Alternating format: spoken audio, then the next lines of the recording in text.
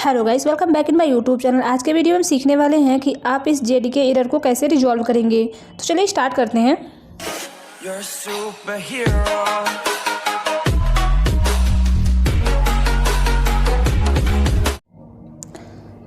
तो हमारा एरर कुछ इस टाइप का आ रहा है, Android Gradle plugin required Java 11 to run. ठीक है, तो हमारा एक प्रोजेक्ट है और इस प्रोजेक्ट के अंदर हमें जावा 11 की रिक्वायरमेंट है। तो इसको हमें जो करंट वर्जन में है 1.8 है, यानी कि जावा 8 है। तो इसको आपको सॉल्व करने के लिए फाइल पे जाएंगे। ये हमारा एंड्रॉयड स्टूडियो है और इस प्रोजेक्ट के अंदर हमें जावा 11 को सेटअप करना है। तो सिंपल सा एसडीके लोकेशंस पे क्लिक कर देंगे।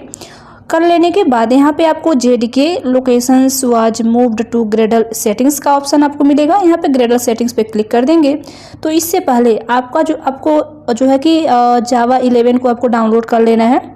जावा 11 कैसे डाउनलोड करना है और जावा 8 कैसे डाउनलोड करना है उसका मैंने अलग से सेपरेट वीडियो बनाया हुआ है, उसको आप देख करके दोनों को डाउनलोड कर लीजिए, क्योंकि दोनों रिक्वायरमेंट होती है। कुछ प्रोजेक्ट में जावा 8 चाहिए होता है, कुछ प्रोजेक्ट में जावा 11 लगता है। तो यहाँ पे हमने दोनों किया हुआ, आप देख सकते हैं दोनों यहाँ पे आ रहा है। करंट में 1.8 था, यानी कि जावा 8 था। यहाँ पे हम 11 वर्जन को करेंगे। तो यहाँ पे है 11 वर्जन, इसको हम यहाँ से सिलेक्ट कर लेंगे एंड ओके पर क्लिक कर देंगे। Again click on okay. तो हमारा 11 जो है इस प्रोजेक्ट के लिए सेट हो चुका है। हो जाने के बाद इस प्रोजेक्ट को एक बार फिर से रन कर देंगे।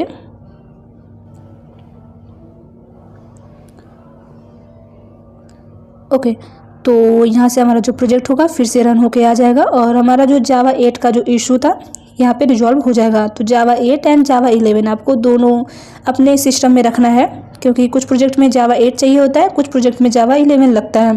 तो दोनों रहेगा, जिस भी प्रोजेक्ट में जो भी रिक्वायरमेंट हो आप दोनों को सेटअप करके ऐसे आप इजीली सेटअप कर लेंगे और आपका जो प्रोजेक्ट होगा सक्सेसफुली रन हो जाएगा। तो आप देख सकते हैं बिल्ड सक्सेसफुल हो चुका है।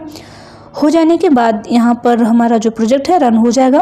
ठीक है, इसके अंदर का जो चीज़ है वो हम कस्टमाइज़ करेंगे, उसके बाद ये सारी चीज़ें होंगी। फिलहाल हमें प्रोजेक्ट को रन करना था तो ये हो। तो इस तरह से बहुत ईजी तरीके से आप जेडीके के पाथ को सेटअप कर लेंगे अपने एंड्रॉयड स्टूडियो में। आई होप कि आपको सारी चीज़ समझ में आ गई होंगी। Thank you.